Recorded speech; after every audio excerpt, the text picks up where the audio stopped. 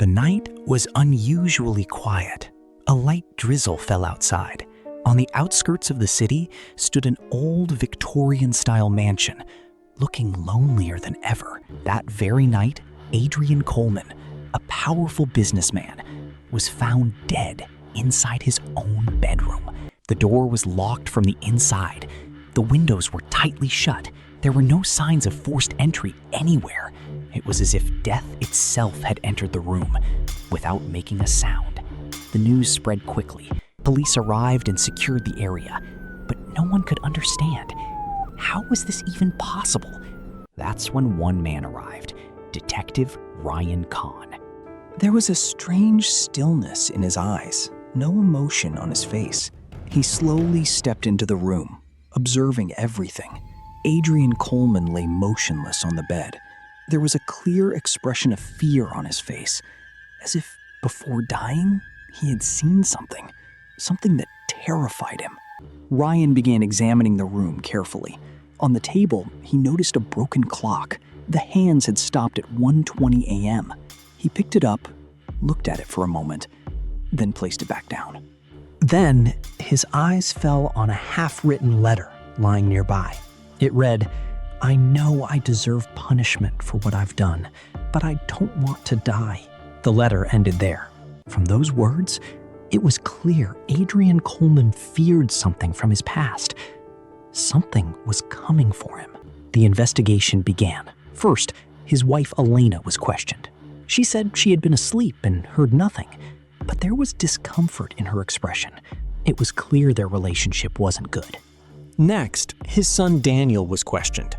He claimed he wasn't home that night, that he was out with a friend. But when asked for details, he couldn't answer clearly. There were gaps in his story. Then came Michael, the old caretaker of the house. He had worked there for over 20 years. He said Adrian had been restless for the past few days, repeatedly claiming that someone was watching him.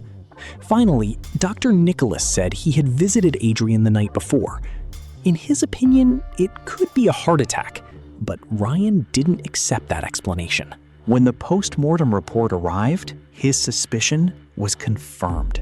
Adrian Coleman hadn't died of a heart attack. He had been poisoned. Now the question became even more complicated.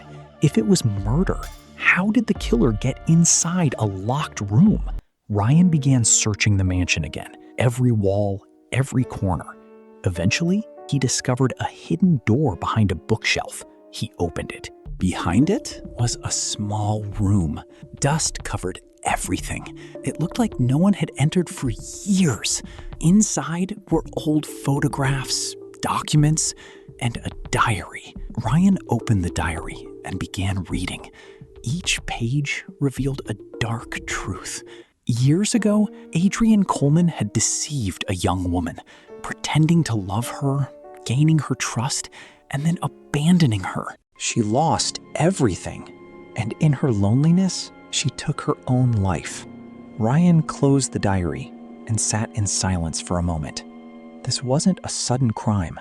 This was revenge, built over years. The next day, Ryan gathered everyone in one room. The atmosphere was heavy with silence. He calmly said he had found the killer.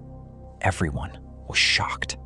Then he looked directly at Michael and said he was responsible.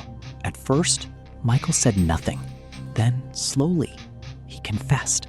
He revealed that the girl who had taken her own life was his daughter. From that day on, he had decided to take revenge. For 20 years, he worked in that house, waiting for the right moment. He had been slowly poisoning Adrian. Small doses over time so no one would notice. And on the final night, he gave the last dose. That was what killed Adrian Coleman. Just like that, the mystery was solved. Everything seemed clear, how the murder happened and why. But the real truth still remained. After everyone left, Ryan sat alone and admitted something to himself. He had known this would happen one day because the girl who died was his sister. And Michael was not just the caretaker. Michael was his father.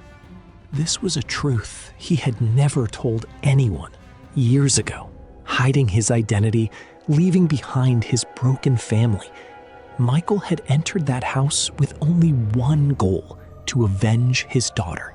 As Ryan grew up, he came to know everything. He understood the fire inside his father, the depth of his pain. He had two choices. One was the path of law, where murder is a crime and a criminal must be punished. The other was the path of human pain, where a father seeks justice for his child. Ryan made the difficult choice. Even after knowing the truth, he stayed silent. He did not stop his father. He allowed everything to unfold in a way where the truth would eventually come out, but too late to change anything. To him, this was not just a case.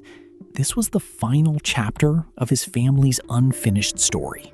He knows that by law, this is wrong. Murder is never justified.